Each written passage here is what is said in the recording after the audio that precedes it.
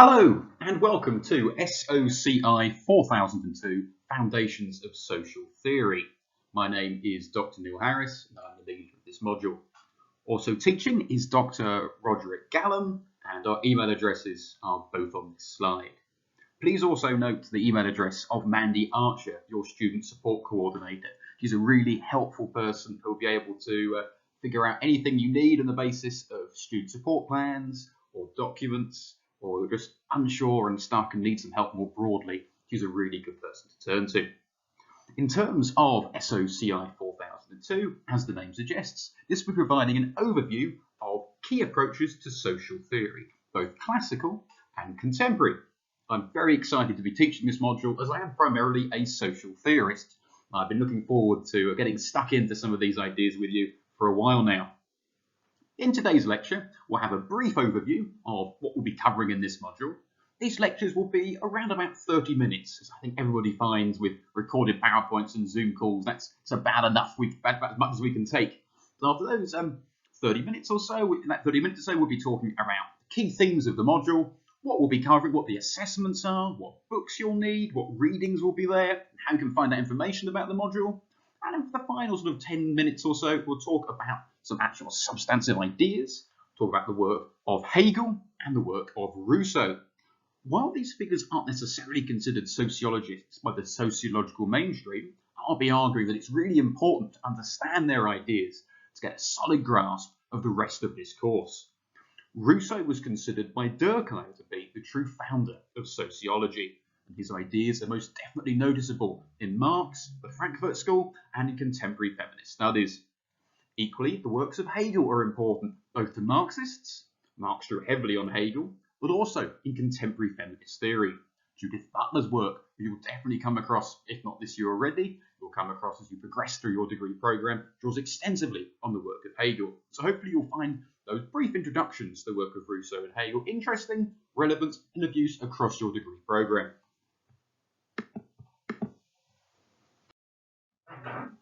Well, I suppose a good place to start with this is, what is theory?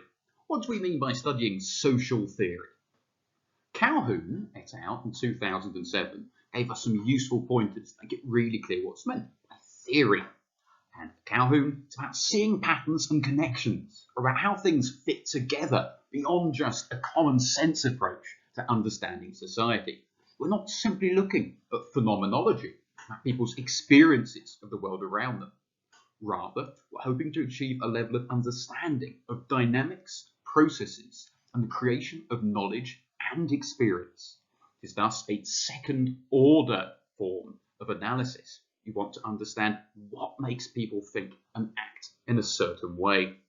In this regard, Calhoun helpfully says we're after a systematic account of the overall workings of social life.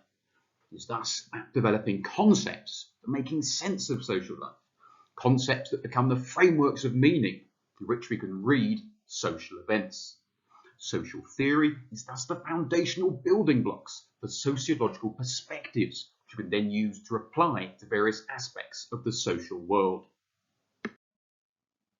In SOCI 4001, Dr. Tamsin Barber introduced you to C. Wright Mills's idea of the sociological imagination.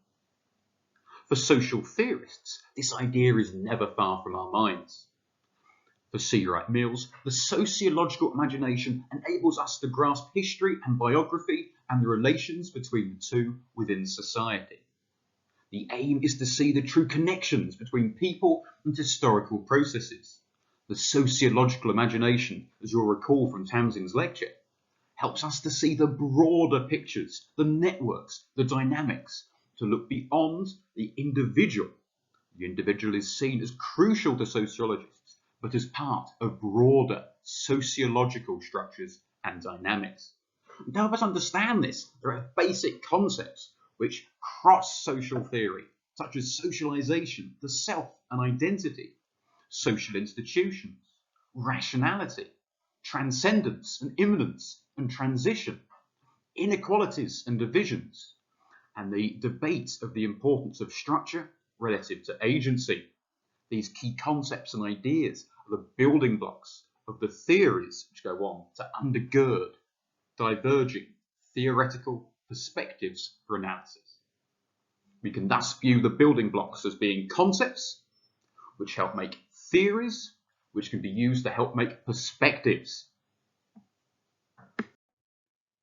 So who are these theorists then? What kind of people will we be talking about in our course? Who are today's contemporary social theorists? Well, here's just a list of some names plucked out of a hat, really. I could have had a much longer list or a much shorter list. What I want to suggest clearly by this is it's both male and female authors, it's both Western and non-Western authors, and it's both contemporary authors and those from previous generations. We have a large range of theorists influenced by Frankfurt School traditions, such as Adorno, for instance, who tops this list, who is perhaps the most important sociologist of the 20th century. But we also have figures such as Gerard Delancey, who drew upon cosmopolitanism, Judith Butler, whose work draws upon performativity and queer theory. We have the work of Foucault and Gadamer. We have the work of Stuart Hall, Horkheimer. We can talk about Latour's actor-network approach, his politics of nature, his desire to transcend the collective at present. We have the decolonial social theory of Walter Magnola, and we border political and social philosophy with the work of Richard Rorty. We talk about Spivak's understanding of decoloniality and can the subaltern speak as we cross between and bridge social theory and post-colonial studies. We also talk about the exciting work of Slavoj Žižek, the explosive Marxist psychoanalyst, who is a rock star philosopher famous for his films, The Pervert's Guide to Cinema and The Pervert's Guide to Ideology. Žižek's work typifies the connections that can be created between social theory, psychoanalysis, and applied theoretical perspectives. One name who I'm keen to draw your attention to from this list is the work of Bambara.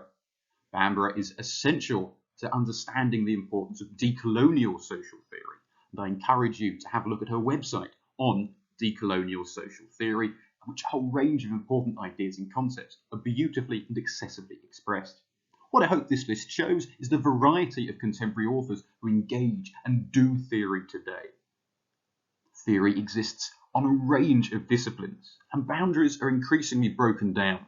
To speak of being a sociological theorist rather than a social philosopher, or a deconstructionist, or a decolonial theorist, or a cosmopolitan theorist is increasingly antiquated as disciplinary boundaries are increasingly transgressed. What matters functionally for the purpose of understanding sociology is what concepts and ideas are created that can help us build theories, which can help us build perspectives for understanding and engaging the external world. All the thinkers on this list most definitely provide concepts and ideas which help theory building, which helps the creation of competing and incredibly useful theoretical perspectives for social research. So what will we be talking about on this module?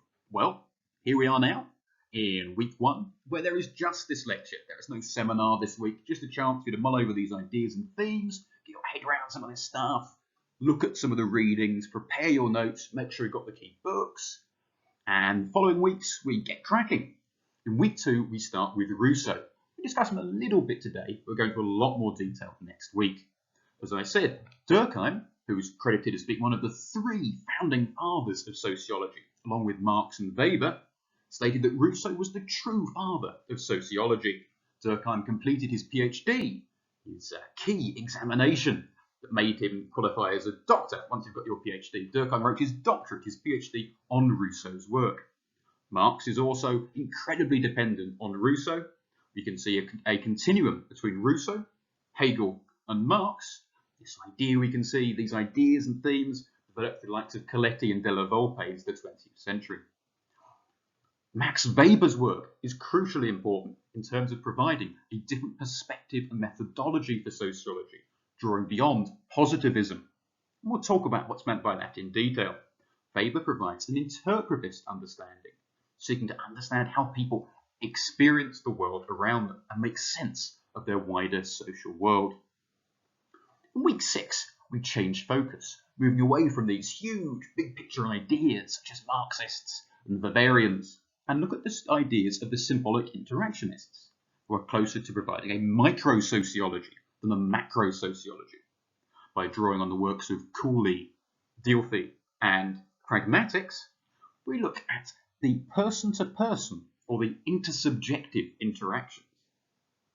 In week 7, we return to the big picture, talking about Frankfurt School ideas. Theorists such as Adorno, Marcuse, Benjamin, Horkheimer, and Fromm will be discussed. The key theme for the Frankfurt School is considering the brutality of today's social world and the drive towards impending global classicalism and global warming, degree of racism, degree of inequality we see in the world. How come people do not rebel? How come people do not revolt?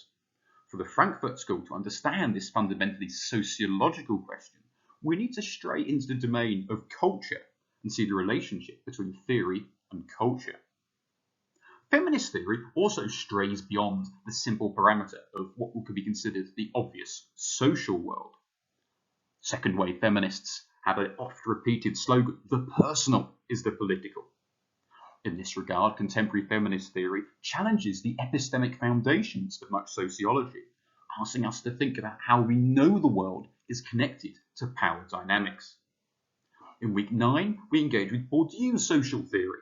His ideas will be foundational to your work next year if you would choose to do the module on culture and everyday life. Bourdieu is a foundational theorist of culture. He draws upon many Marxist ideas to produce an understanding of habitus, a mindset or a way of being in the world, a set of knowledges or a feel for the game that has its own distinct privileges. Our penultimate week focuses on Foucault and post-structuralism, complex ideas of discourse and the relationship between signs and signifiers, how words and knowledge are connected to power. Week 11 sees us do two things. We reflect upon the Eurocentric nature of contemporary studies of social theory through a decolonial lens, returning to that work of Bambrick that I mentioned a few slides ago. Second part of week 11 in our seminar, we focus on an essay clinic, making sure you have the foundations required to produce a really good term paper for this module. Every week from next week, there will be both a recorded lecture like this and a seminar. There is no seminar this week. Seminars start in week 2, and you will be required to have completed the allocated reading beforehand. In addition to having done the reading, there will be 3 seminar questions posted very clearly on the Moodle for each week. These will be a great place for you to consolidate your reading by thinking about these ideas. We will be discussing these ideas in the seminar, so please make sure you've had a chance to think about them.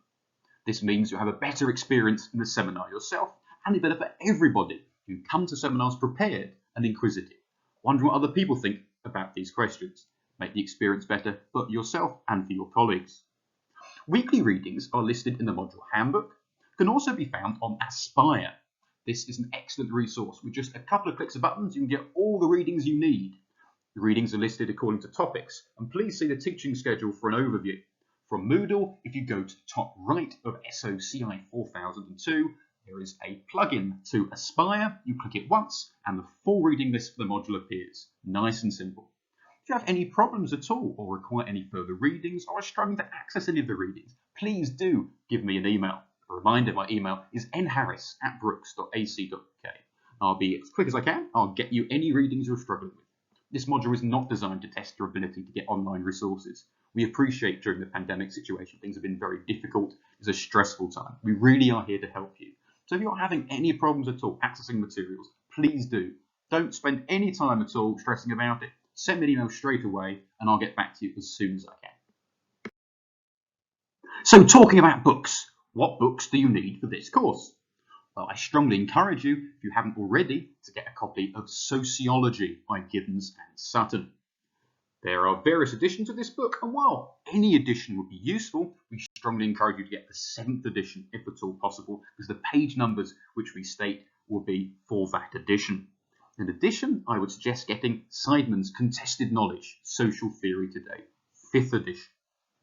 There are various other books and resources which will be made available in different formats on Moodle. However, the 2 texts I consider you getting your own copy, if you're so inclined to, are Giddens and Sutton's Sociology and Seidman's Contested Knowledge, Social Theory Today. A good tip is look for second-hand versions of these texts on Amazon or competing websites. You can often get vastly reduced copies of the book because lots of students buy them and following their degree program no longer require them. Looking for a second-hand copy earlier rather than before the term starts is a good idea to get ahead to ensure you have those materials when you need them. A reminder, if you have any questions or unsure about how to access any materials at all at any time, please do contact either myself or the course librarian, Joanna Cooksey, who's very kind and very able to help you with anything you require book-wise. An important question for everybody when it comes to new modules is, how are we going to be assessed? Are there going to be exams? Are there going to be essays? What is going on? Well, it's nice and simple. For this module, there is one official assessment. It is an essay, it's 2,000 words, it's due in week 13. You've got a choice of 3 questions, do one of them. In addition to writing that essay, you have the option of submitting a 500-word essay plan in week 5, precise date of which will be confirmed as I see the precise dates in which we have our meetings. You do not need to submit the essay plan. This is what we call a formative assessment, i.e. it can help you. It is not a summative. Summative assessments count towards your grade. I strongly encourage you to make the most of all opportunities to support your learning. This is an excellent way to ensure you're on the right track. What this suggests is submitting a 500-word essay plan in week 5 for the essay you think you're going to write out of the choice of 3 at the end of the module. It's always good to get your thoughts ordered and structured towards the essay you're writing anyway. It gives you some focus and some structure. The essay you have, due in week 13, is 2,000 words. You have a choice of 3 questions, and we'll talk about those in the following slide. And you have a choice of 3 questions. All of them, you have 2,000 words to write for, and for all of them, you need to be engaging with both classical and contemporary social theory, thus drawing on materials from across the module. The 3 questions are: 1. Marx's ideas remain of relevance for social theory today.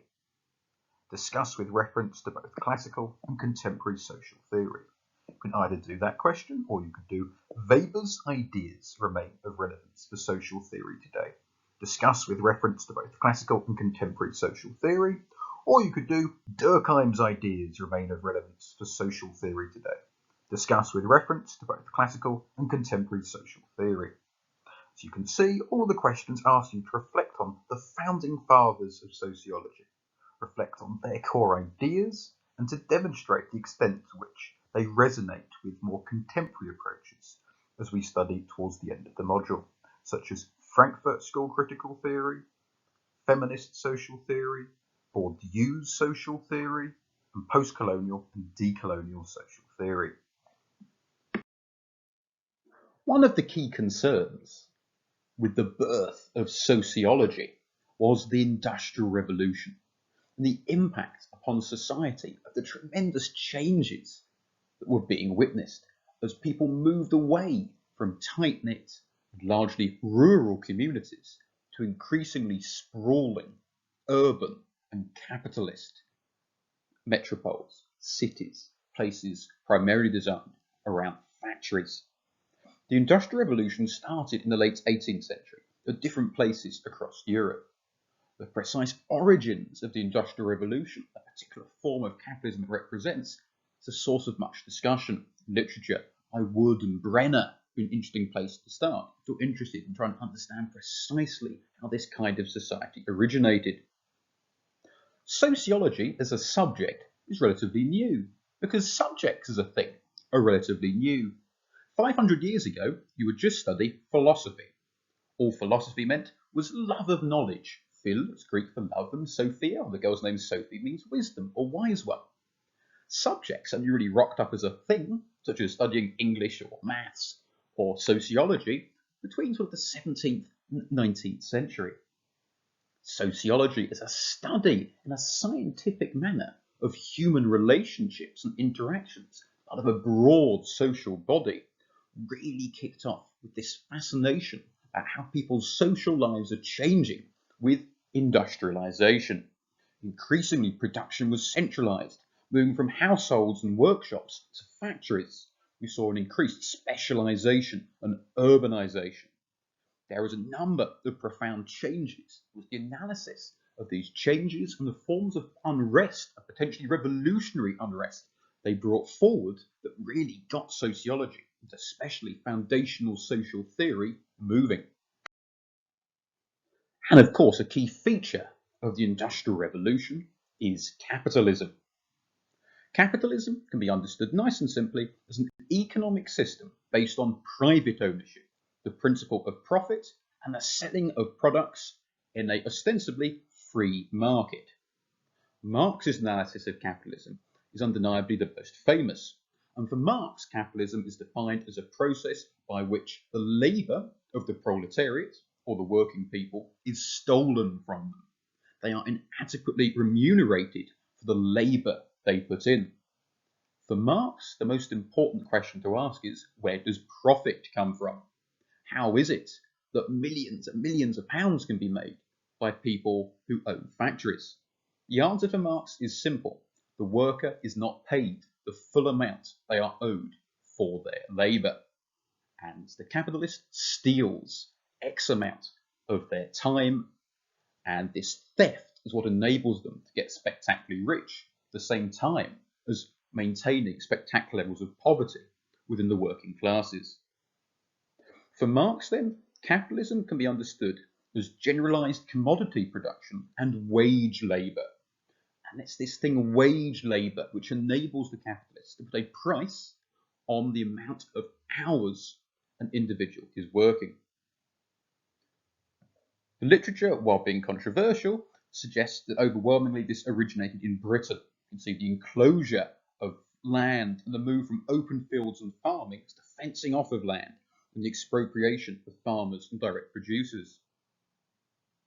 The Deutsche Memorial Prize went this year to the book The New Enclosures, which speaks around these issues. And I encourage those who are interested to have a look at this excellent book. The Industrial Revolution thus centres capitalism, political radicalism, the idea of exploitation, private property, enclosure, the emergence of new social groupings or social classes. In the Marxist language, the emergence of a bourgeoisie and a proletariat. In addition to these materialist, Marxist analyses of the move between those who make stuff, those who labour, and those who own the labour power, those who buy labour power, this Marxist materialist understanding, the same period in time witnessed a mass of revolutions which weren't based overwhelmingly upon a Marxism or materialism, but rather on a liberalism and Enlightenment values. We have the 1776 American Revolution and Declaration of Independence, the French Revolution of 1789, in general opposition to aristocratic rule. The form of liberalism, which birthed Enlightenment capitalism, was oppositional to feudalism, was oppositional to what it considered to be the arbitrary irrationality of feudal hierarchies. In contrast to tradition and a Burkean approach to society, this was a period of revolutions and of liberal revolutions, which the emphasis was put on the abstract right of the individual and the value of an abstract individualism. What that meant in real terms was that the individual was seen as having the capacity to make decisions on the basis of their cognitive capacities. A form of ethical atomistic individualism developed, in which legal and political rights were triumphed. But this occurred at the expense of social and economic rights. What that means is that the capacity to vote, the capacity to own property, were considered ultimately inalienable, as were the rights to life, liberty, and property in the US. But at the same time, the right to food, the right to housing, wasn't enshrined within the doxa of modernity. In fact, today, only one country in the world has a right to food built into its constitution, and that's India. What's interesting, though, is that we have a period of political revolutions built around liberalism, We have a period of drastic social changes built around a materialist change to the way people are working and living. And through all of this, we have the birth of a subject, sociology, fundamentally connected to conflict, to change, to transition. It was a heady time to be understanding the social world. And sociologists, the founding fathers, Weber, Durkheim, and Marx, were thus fascinated by harmony, tradition, conflict, trying to understand what was it that kept society together and what stopped people from engaging in revolution. To summarize then, the origins of sociology as a discipline developed during this period of rapid, dynamic, and revolutionary social change. Sociologists such as Marx, Weber, and Durkheim trying to explain modernity and its consequences for individuals and social relations. As we'll see next week, Rousseau had a fundamentally negative attitude to modernity, and we'll speak more about that shortly. Different sociologists focus on different aspects of modernity and evaluated modernity differently, leading to the different traditions and schools of thought within sociology. Ultimately, most sociology has a clear Enlightenment legacy. The extent to which Enlightenment teleologies or narratives of progress and development should be seen as positive or as potentially linked to coloniality and forms of domination is something we'll explore in our week on decolonial sociology and decolonial social theory. So the founding fathers, as I've mentioned, of sociology, those who studied sociology before at A-level would have come across most definitely are Max Weber, Emil Durkheim, and of course Karl Marx. But as I'm stressing, particular emphasis in this module, the way I'm teaching it, it's really important to view Jean-Jacques Rousseau and George William Friedrich Hegel as crucial to the development of sociology. Their ideas, while crossing disciplines, provide the foundations for much classical and contemporary sociology. We will thus be referring to their thoughts continually throughout the module. Rousseau is somebody we'll be focusing on entirely next week, but I want to give you a flavour of his ideas. So I think he's a beautiful author to be reading. His influence is undeniable. Rousseau spoke about natural man being in opposition to civilized man. For Rousseau, civilization, the process of living together in an ordered society, what he calls a civil society with laws and property rights, has made us lose our humanity. We've lost what it is to be truly free and human. For Rousseau, we have entered a state of unstructured dependency, which we require to labour for other people.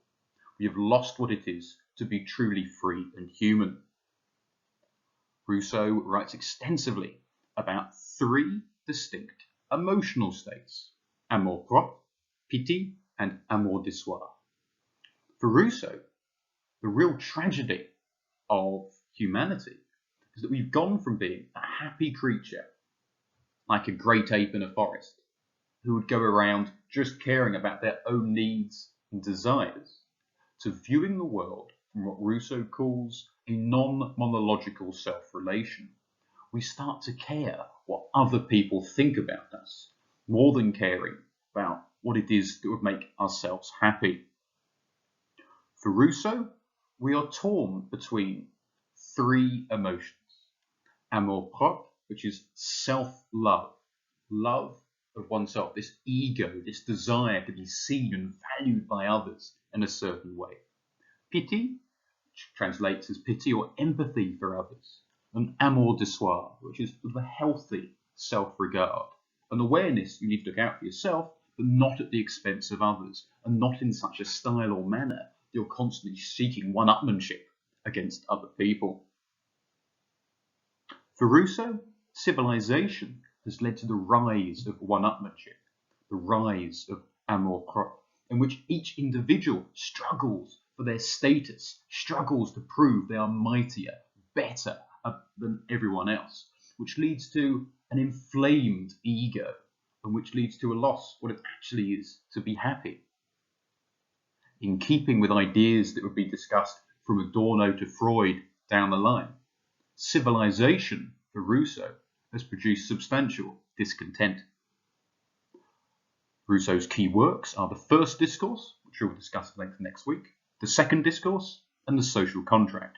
And throughout these, the central themes are of freedom, dependency, unstructured dependency, and the challenge of living together in such a way that we retain and extend our freedom rather than sacrifice it at the cost of being truly human. Finally, I want to briefly introduce difficult ideas of Hegel, who is undeniably a very difficult philosopher to read. And Hegel isn't explicitly a sociologist, he is very much a philosopher, but his ideas influence so much sociology, it's important to have at least a grounding in his work. He is critical of classical sociology. Marx studied the works of Hegel incredibly closely, and the Grundrisse, the groundwork of Capital, his key book of political economy, is based on an explicitly Hegelian approach. Equally, the works of Judith Butler draws incredibly heavily on Hegel's phenomenology.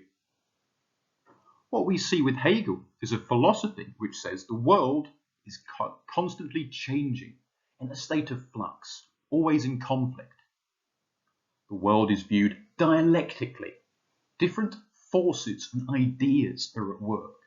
We do not see a static social world. We see everything around us to be constantly in development, with this process of thesis and antithesis, idea and counter-idea existing in a permanent conflict, leading to the production of a synthesis. An idea meets a counter-idea, these two hit against each other, and the solution is the Aufheben, the sublation. It is the creation of a third entity, a synthesis of the two different ideas. This approach to society suggests that ultimately we have constant motion, constant change. We have an understanding of the social world as dominated by conflict.